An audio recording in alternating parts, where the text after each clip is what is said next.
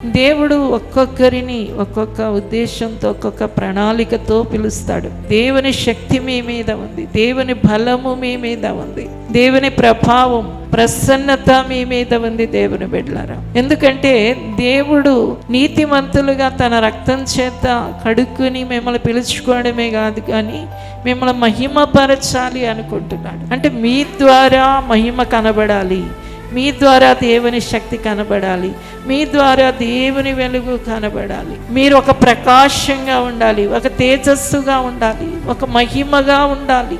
ఇది దేవుడి యొక్క గొప్ప ఉద్దేశమై ఉంది.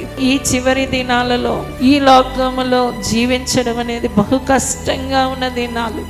ఎందుకంటే రకరకాల సమస్యలతో నిండిపోయి ఉన్న లోకం మధ్యలో ఉన్నాం. పాపం విస్తరించింది దేవుని బిడ్డలారా. చీకటి కట్టిక చీకటి కమ్ముతా ఉంది.